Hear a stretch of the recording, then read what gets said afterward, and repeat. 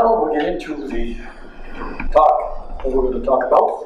And I always like to start with the Hawaiian legend related in some way to the topic. The topic, I think as most of you know, is how to promote faster healing. But the story doesn't sound like it at first, and I'll explain that when we finish. This story takes place on Oahu.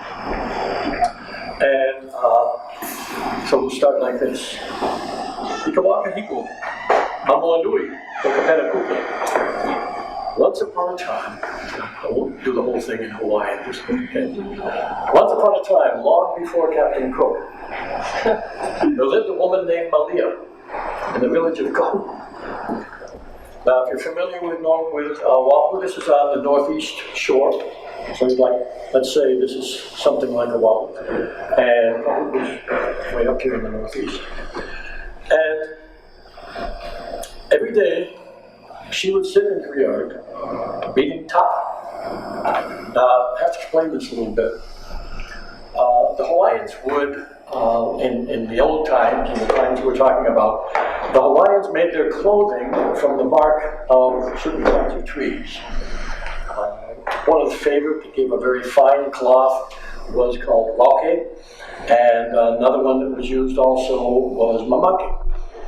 And what they did was they stripped the bark, and then they'd soak it and process it until it got soft. And then it was the women, they didn't think of it as their job. This is what they did better than the men. Okay? The women would then take this and they'd find a log of a particular kind of wood. They liked the logs that were hardwood, but also wood that made a nice sound. Malia had a log wood like that, they're about this big. And what she did, this was kawau. It's a pretty tall tree. It has leaves that almost look like a palm frond. But it has a wood that when you hit it with a stick has a beautiful tone. And so she had her out there. Now what they did was they'd take the bark and they'd lay it across the log. And they had a wooden top of usually about, let's say from my finger up, could be that long, maybe a little shorter, thicker than this. And they'd beat it to break up the fibers. And then when they broke up all the fibers of certain strips, then they'd lay other strips adjoining those and beat those until the fibers joined with each other until finally they had a big sheet. And then they laid more tapa on that to make several sheets, depending on how thick they wanted it. And out of that, they made their clothing. So the women were doing this, many of the women were doing this a lot, and they were in Kahulu village.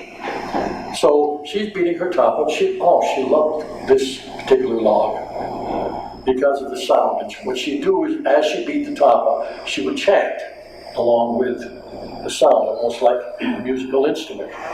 At the same time, she'd be making the cloth. And she grew to love this so much over the years that she began to think of it like her grandchild, because she had no other children of her own. And so she thought of this as her grandchild. And so she would be out there every day from the time the sun rose to the evening, and she'd be beating away and making tapa. However, she also, because it was such a nice log, made such a nice sound, that she thought it was different, but she thought it was better than any of the others.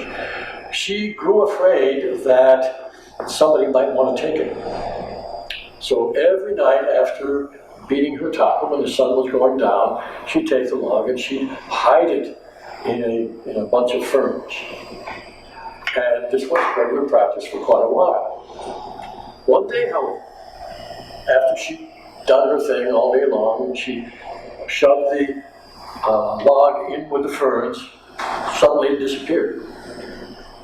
And she searched all over in the ferns and searched and finally found a pool of running water and realized it was an underground stream. Her log must have gone into that and someplace. So her first thought was it must have gone down to the ocean. And so I'll search for it in the morning, get it on the bank or the bank of the stream that goes down there.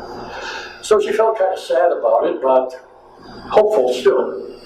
So she went to bed, got up the next morning, walked down to the beach along the edge of the village, because the village was right by the beach. And as she's walking along, she's looking for her log, and she's hearing the other women playing their sounds, beating their top up. And they talked about it as if each of these logs had its own song. And so she heard all these songs, but none of them were her grandchild's. And so she walked all through the village and up and down and asked people, and nobody had seen it, and it wasn't there. So she figured the only other place it could have gone, maybe the stream, because she lived on a hill overlooking the sea. So maybe the stream went inland rather than toward the ocean. So then she started searching inland. And searched the streams close by the village and couldn't find anything, and kept going further and further. Finally made a very long trek of it inland, searching every stream, going over the hills and through valleys, looking for her log that she couldn't find. She met people along the way. Traditionally, in old Hawaii, the people were extremely hospitable. And so if you were a traveler, well, they'd always invite you to eat, give you a place to sleep, give you food, and whatever you needed for your stay. And she met these kinds of people all along the way, but still no log. So finally, days and days have gone by, and she's still going further and further. And she comes to another village called Waipahu. Now, she didn't realize exactly where she was, but if you look at this island of Oahu and Kahuku's up here on the coast, let's say where my stick is the bottom of the island. Waipahu is in the south center, long ways over the mountains. Yet she had gone all that way and found herself in the village of Waipahu. And as she came into the village, it was early one morning, why she heard so many tapalogs singing their songs. Just all kinds. There were sharp ones and soft ones and loud ones and low ones and high ones. And all kinds. She'd never heard so many. But as she walked closer and through the village and past the huts, listening carefully, not one of them was hers. And she was getting to the end of the village in this valley and almost about to give up, and suddenly she thought she heard something. And she listened very carefully, and it was almost like the faint sound of her own log. And so she kept following a trail that led to the far end of the valley. And it got more and more clear, more and more clear, more and more clear, until finally she comes to part of the trail, came around a bend, and there she finds a woman sitting in her yard, beating tapa, and she hears the sound of her log. And she looks at it, it looks like her log. And the woman, she was beating it, she stopped, and she saw her, and she said, "Aloha, hele mai ai," which is like a traditional greeting. It says, of course, aloha naturally, but come and eat. That's the first thing that they would say to a traveler. Now sometimes, even if a person only stopped and sat down for conversation, why that would be the greeting, come and eat. So Malia was close by, but she didn't come and eat, she was staring at the log. And the woman said, "I see you're looking at my log. It has a nice sweet sound, doesn't it? Very clear." Malia said, "Yes, just as clear as my log that I lost 5 days ago, far, far away from here." And the woman said, "Well, it is strange, because I found this morning beside the stream." And she said, and so Malia told her the whole story of how she lost it and how she searched for it. And so the woman said, "This must be your log."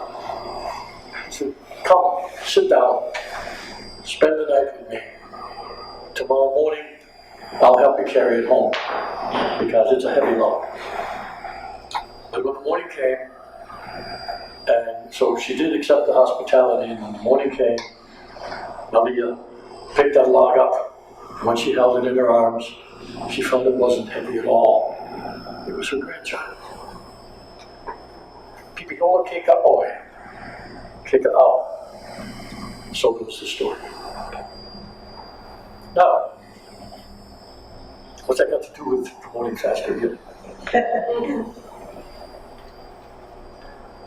Many of the traditional stories in Hawaiian are almost always metaphors for something else, because that's the way they used to speak the language. Today, Hawaiian is spoken pretty much in the same pattern as English, because it's been such a strong influence in the islands. In the songs, it's different. And in the old chants, why, you're hearing metaphor all over the place. And even the good composers today are, they're not singing about what they're singing about. Okay, put it one way. But in the old days, even the stories would be like that. So, we can look at this story as a metaphor for the healing process. We can look and see as if this were not a story about tapa beating, but as if were a story about someone being healthy and then becoming afraid of being unhealthy. And because of that fear of being unhealthy, losing their health. Then they've got to go searching for it. And in some of the places in which they look, in which they try to find healing, it isn't there. And sometimes something is so serious that you have to keep looking. And you have to keep going. And she did this. She persisted. Sometimes along the way, while you're searching for health, you meet people who are very friendly, you meet people who are helpful. But maybe they also can help you somewhat, help you along the way, give you what you need to survive, but may not have the solution that will help you become totally healthy. So you have to keep going. You have to keep searching. Because the point is not to stop and try a single method. The point is to get healed. And so as you go on, you look for different things, and you try other things, and you go to different places, and you meet different people. Sometimes you have to go far away from home, and I don't mean your physical home.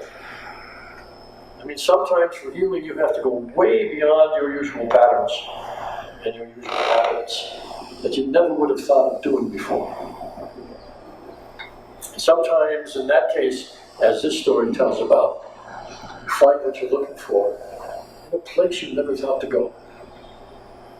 And you find just the right person to help you. Help you help yourself. Because the story tells us that too. She had to carry her own log. She didn't have to. The person was willing to do it for her. But she knew if she was going to be healthy, she had to create her own health. And that's what the story finally gave us. So that's the story and metaphor of what we're talking about. So now let's have some, because I'm speaking in English, let's have some more direct discussion of this whole thing that we're talking about. One of the things, it's important to remember that healing happens when it happens. You can't put a date on it. It happens when it happens. Now, overnight miracles do happen. They may happen. They also may not happen. Okay?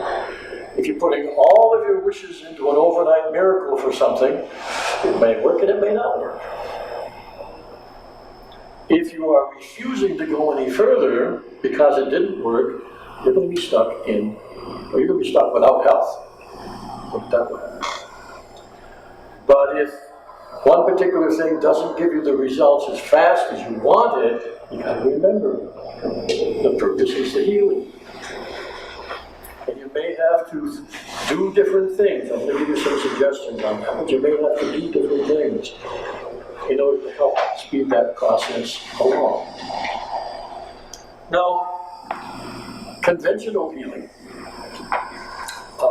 which we're all familiar with in our societies today, is based on an idea that healing takes a long time.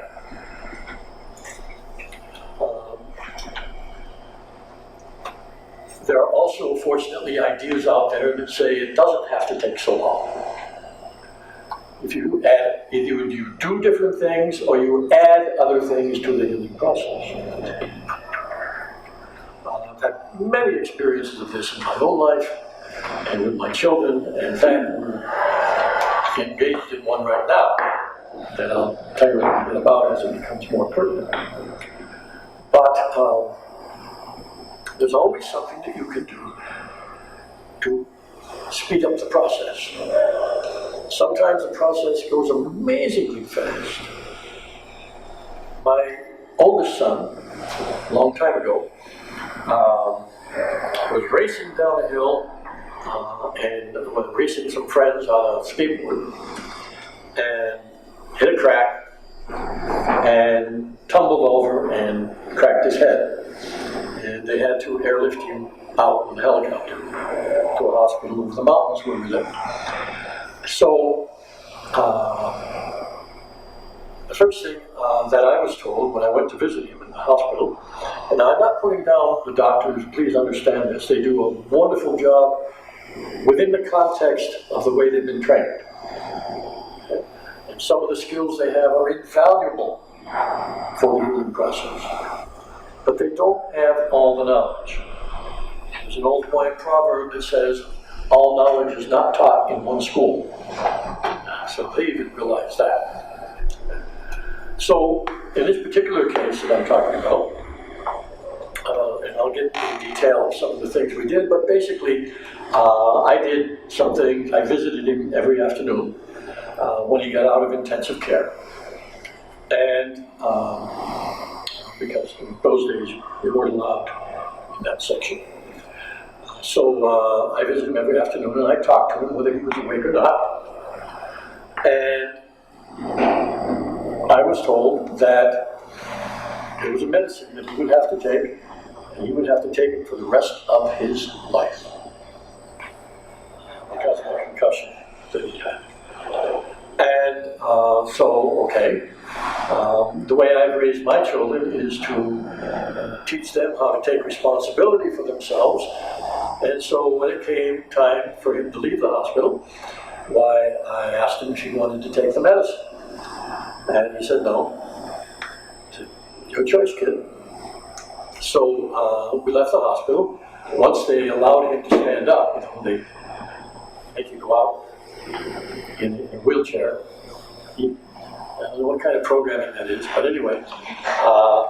So we got out, we were out, and the next day he was on his skateboard.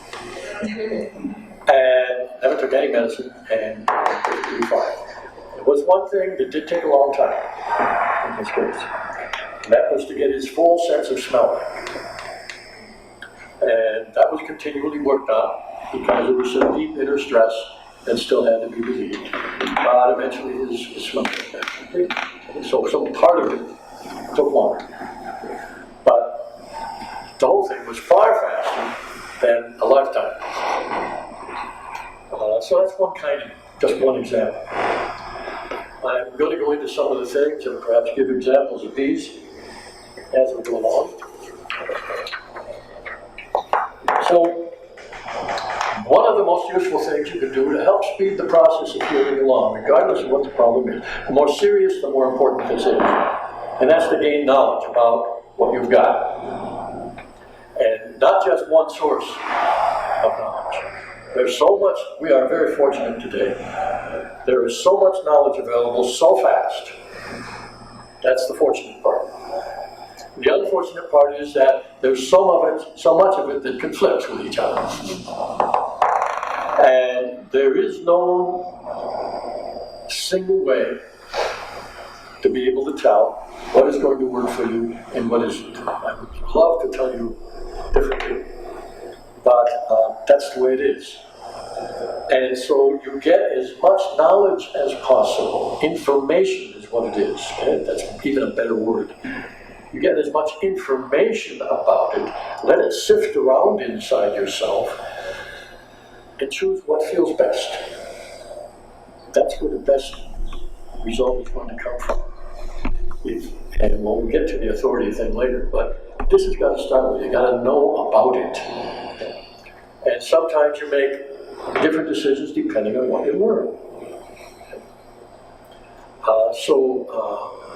And it's not always, sometimes it's surgery. I was working with my eldest son again, another time, for a back pain, and he did a lot of research on his own on the web and found out that sometimes the particular pain in the particular place where he had it was caused by a nerve being it's not a constant nerve pinch. There's no pain from a constant nerve pinch, but an intermittent one because of his movement, things like that. And so he decided that felt right, something resonated with him, and so he went and had a very small surgical procedure to remove a tiny, tiny bit of one vertebrae to give the nerve more room, and the pain was gone. And that worked for him faster than some of the methods that I was practicing with him that worked very fast for other people in different situations. Okay? So he did what was appropriate based on information that he researched. That's one thing that can really help somebody go along. Sometimes in the process of the research you discover somebody who knows something that very few other people know. And that opens up a new way. For instance, a tremendous number of people have been helped by a man called Dr. John Sarno. He used to do back surgery. He gave it up. In his mind, it wasn't working. Then his method, I'll make this real short, his method became giving a people 2-hour lecture on why they didn't have to have back pain. He was tremendously successful. He would get rid of a whole room full of people with back pain. He would help get rid of their pain with a 2-hour lecture. So for many, many people that worked beautifully. But unless they did some research, they would never have discovered that there was anybody who thought that way or could do that kind of thing. So this is an important part of it. Now the next thing is this. You are the way you are because of the way you are. Okay? You can think of that as an aphorism from Serge Kahili King. And I'll add another one of mine to that. If you want to change something, you have to change something. It's amazing how that just goes right by for so many people. What we're doing is producing both what we are and what we're experiencing. Taking a good look at what you're doing, physically, emotionally, mentally, can lead to some terrific ideas on what could be changed to relieve the stress. Because here's the thing, all illness involves stress. All of it. Sometimes it's stress that either generates or makes the illness, makes it more susceptible to something. And sometimes, for instance, I had malaria. And one person asked, well, what are the beliefs that give you malaria? I said, the beliefs in a microbe. Okay? And my body believes in it, I'm sorry. But the only reason I actually got it was that I allowed myself to get super stressed by pushing myself too hard on a safari when I was deep in the bush. Okay? If I hadn't done that, my body could have resisted it. Okay? So, stress is always involved, no matter what the problem is. Anything you can do to relieve stress is going to help the healing. That's where some seemingly miraculous healings can come from. Because once you relieve the stress enough, the body can pull on its own resources and go to work. It doesn't always work that way, but every time you relieve stress, by however you do it, you're helping relieve it. So that's one thing. And we know sometimes the treatments produce stress that add to the stress you have already. Anything you can do, and I'll give you some suggestions, but anything you can do to relieve the stress, even from the treatments, is going to help the healing. Okay. if you just allow the stress to accumulate, it's just going to prolong the process. So one way of making it faster is relieving. It's not, you don't relieve stress once. There's all kinds of things that happen to us all the time that are increasing it. And so we need regular ways of doing it. Sometimes really in deep depth ways, but some kind of way. We need that on a regular basis. The other part of this is, again, looking at your habits. Not only the habits that cause stress, well, actually, I would change that. Yes, the habits that cause stress is what you want to look at. Sometimes these are emotional habits, the way you react to things in your life, the way you feel about certain people. I remember one time I was helping a woman who had really, really painful hemorrhoids. And after talking to her, I realized that she was in a terrible conflict with her ex-husband. And part of it had to do with the difficulty of letting go. She had a habit of not wanting to let go of things that she had. And letting go of him, she was having a terrible time with that. So we went in that direction. And so I brought up the possibility of forgiveness, which is a real change of habit for some people. And she wouldn't even listen. And I talked to her for a bit, and I said, okay, look, let's negotiate. And so we negotiated on how much forgiveness she was willing to give him. And we started off, we finally finished a session with a 1-inch ball of forgiveness, pink light. That was the symbol. A 1-inch ball of pink light representing forgiveness for 1 second. Okay, I can handle that. And she did, and we worked on that. And then gradually, over the course of just a few sessions, she was able to increase that to a 1-foot ball of light for a full minute. And shortly after that, she had no more problem. Because all of that stress wasn't coming from anything defective in her body. All of that stress was coming from trying to hold on too tight. Once she didn't have to hold on, once she could change that habit, the body took over and healed the problem. So that could happen. But look at your life. Change something. The Chinese have a saying that if you want to change your life, or anything in your life, change 27 things in your house.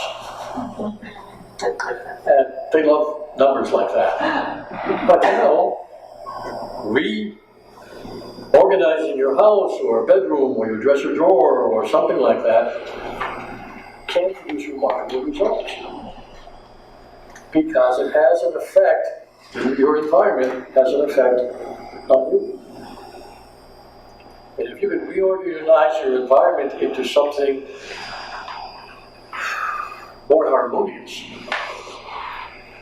like Errol and Lois and I are seriously trying to do right now, why then the healing happens and the good effects of that harmony come into being more quickly. Okay? So it can be anything, any kind of art. It's useful to look at.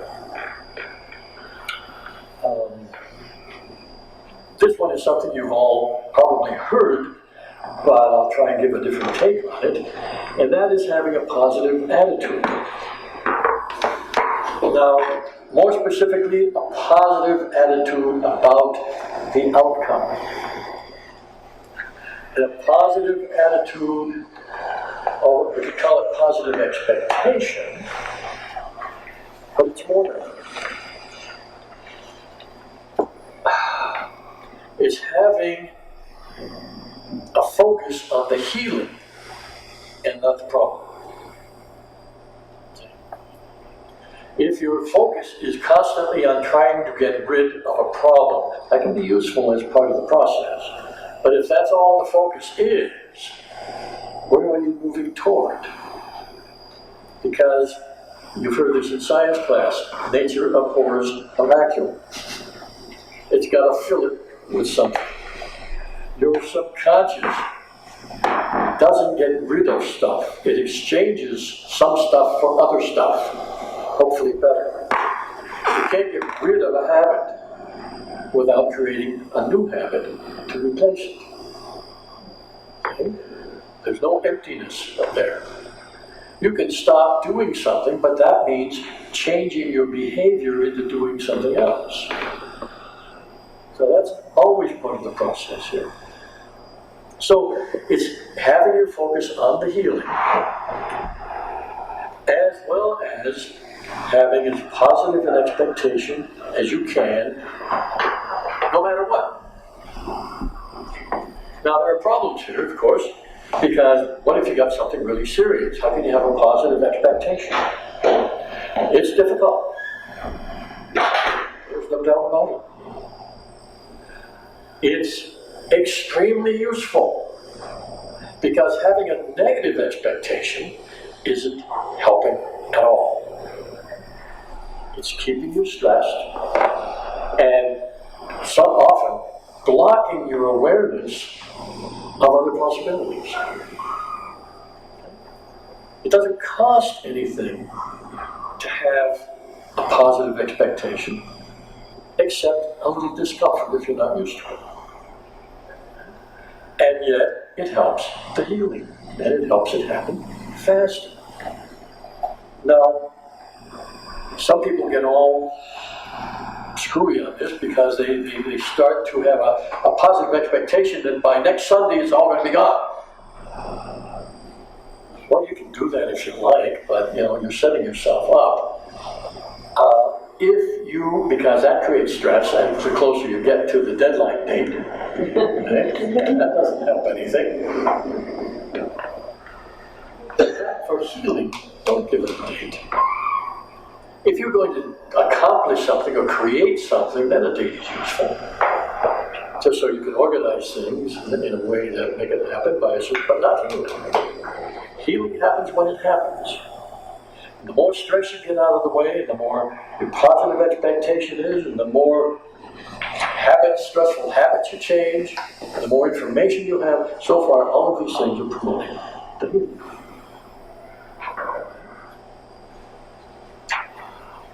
Now, there's a very, very useful thing that is not practiced often enough, and that's being more in the present. What does that mean? Well, this one I have to start by telling you what not to do. It means not dwelling on the past and not dwelling on negative possibilities for the future. Okay? It means doing what needs to be done right now and enjoying what you can enjoy, no matter what it is, no matter how short it lasts, how long it lasts. This could be a pretty flower, this could be a sunset. I read about a Chinese Taoist who had cancer, a particular kind, and when he found out that diagnosis, he spent with a friend every day, and I don't remember how many weeks it was right now, but every day in a garden, downwind to smell the flowers. And he put his total concentration on the awareness of the beauty and the aroma. He didn't think of anything else. Now, he was a Taoist, he was trained to be able to do that, but he did it. And at the end of the time period, which was quite short, he got checked again and he had no cancer. Because he had put it, by that kind of meditation, he had put his mind in such a state of his harmony that his body followed it and took care of it. You don't have to be a Taoist practitioner or a Zen monk. As much time as you can spend in the present as different from time that you spend elsewhere is going to help. Because Sure, in the present moment you might have some pain, but if your awareness is on that pain and changing that pain into no pain, that's a lot better than thinking about how long you've had the pain and how long it's going to last and will it ever go away and all that kind of stuff that only keeps it there. There are very few problems in the present moment. Now the present moment, depending on your awareness, can be a day, can be an hour, can be a minute. The more time you can spend with sensory awareness, the better it's going to be for the body, the better it's going to be for the human. Now, it doesn't have to be only this external sensory awareness, because something happens when you read inspirational books. That happens in the present moment. That inspires you, and if it's a kind of a thing that makes you feel good, or you can read a book on good jokes, but if it's the kind of thing that makes you feel good, reading can be part of the present moment process. You can be watching a movie that's inspirational or enjoyable or funny and letting yourself get fully into it. It can be, depending on what your situation is, engaging in some kind of total present moment focus like Sudoku. Okay? Or, crossword puzzles, some people used to do it. Okay? Because that requires total focus. And you're not thinking of anything else. And that's immensely helpful for the body. So there's all these different kinds of ways in which it's possible to spend more time in the present without getting all esoteric. Very practical. Mind is off your problems, your body can rest and relax more. Because the two are always influencing each other.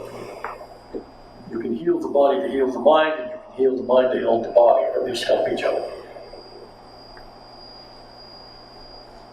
The next thing is something I'll touch on, because we could spend an awful lot of time on this one. And that is, to the degree that's feasible for you, resolve any emotional issues that you have. Because anger in all of its forms, and even grief, extended grief is a form of anger, and jealousy, and sadness is a milder form, but anger is always about resisting something. And sadness about the way things are, you're resisting the way things are, and comparing it to something else, which is probably an ideal. Anytime you're resisting, you're increasing stress. And holding on to a lot of anger and thinking you're doing really good because you're not showing it, well, I have a son in the hospital right now. That is in large part due to that problem. And we're helping him with that as well as everything else that the hospital has to offer. And my wife's a dietitian, and she's got the head nurse to agree to some nutritional supplements. And we're doing everything. I'll explain that next. But we got emotional issues. The faster you can resolve those, the faster the healing can happen. I'll tell you one case of ours, which we use a particular technique to bring this about, but one of our staff had a stroke, a small stroke, but it was enough that the left side of her face fell, her voice, her speech was slurred, her color was gone, and based on talking to her and based on knowing her well, I asked her if she'd like to look into emotional issues in regard to this, what might be behind it that led to such a stress that there was this crash. And so she agreed to that, and we started at it. I worked with her for 3 hours in a combination of technique and talk. And by that time, there was a very slight lead. Now, she was told it would take a year, because there was no kind of medicine they could give for that. It had to happen on its own, or it wouldn't happen. But in 3 hours, there was a very slight lift and a very small tinge of color. Now, I taught her what to do, and here's the joy, and here's the miracle, if any of you are therapists of any kind. sometimes the client or the patient will actually do what you suggest. Isn't that a joy? I know. In this case, she did. And she worked on it diligently herself, day after day after day. After 1 month, if you didn't know her, you would not have known anything was wrong. After 3 months, no matter how well you knew her, this lady had no problem whatsoever at all. And she remains that way today. That was a couple of years ago. 3 months it took of not spontaneous remission, I'm sorry. This was hard work. But by relieving layer after layer after layer of emotional tension, the body was finally able to bring her back to a normal state. With some people, with different people, you have to use different approaches. I'm just telling you one case of an emotional approach. So, this also leads into the next one, which is to learn skills related to the healing. Some people do this in many types of healing where they have to take care of themselves and give shots or do different things like this. Fine. But maybe there's other skills that are possible to learn, different ways to do things. Skills that maybe help you relax or enjoy life more. But learning skills is part of the process that helps you speed up the healing, whatever that's called for. In the woman's case I just mentioned, the skill was a particular technique that she learned how to do for herself. And then finally, the last thing I mentioned here, use whatever helps. Okay? Don't block out anything if you think there's the slightest chance of it helping. Because if you are using 75 different things and they're all relieving a tiny bit of stress, that's a lot of stress relieved. There was a time when I allowed myself, with everything I knew, because it was something I really didn't want to do, I allowed myself to get into such a stress that I was probably an hour from death. It was a very severe, the way it was diagnosed, was a very severe case of pneumonia. And with that came dehydration and a lot of other stuff. And a doctor friend who actually came to my house said 1 more hour and I'd been gone. So he gave me antibiotics, just in case. Fine, I took them. I'm not going to name in turn what happened, but another friend gave me chicken soup. Another friend gave me an acupuncture treatment. Another friend, I don't know if you know what radionics is. It's a very almost occult kind of practice where we call it occult. Anyway, you have a machine that's not attached to anything, and you use dials and things like that to send somebody a particular healing frequency. Okay, I use that. There was a friend in California who was sending me every week a little note with a frequency on it that I was supposed to carry on my navel. I carried it on my navel. Okay. I could actually feel the difference too, by the way.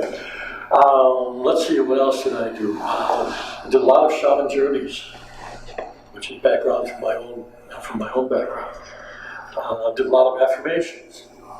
Did a lot of everything I could think of, and I accepted any help anybody was giving of any kind.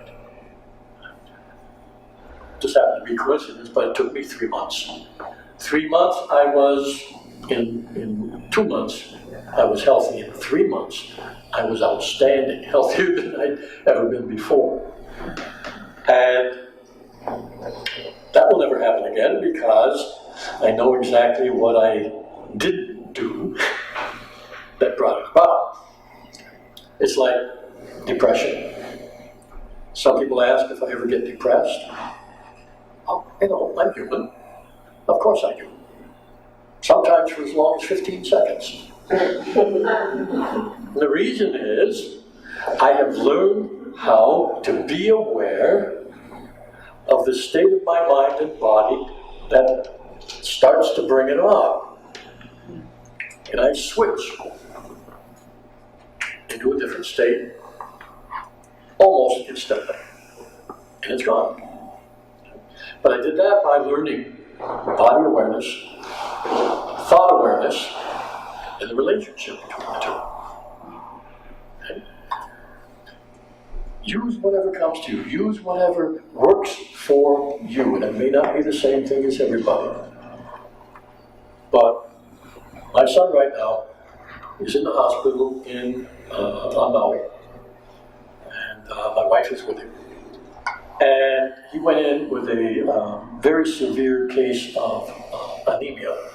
And again, he was almost close to dying. When they brought him in the hospital, the doctors were amazed because they'd never seen anybody alive with that low a blood count. And he was only brought in because his ex-wife, he passed out. His ex-wife got him to the hospital. Since then, we have a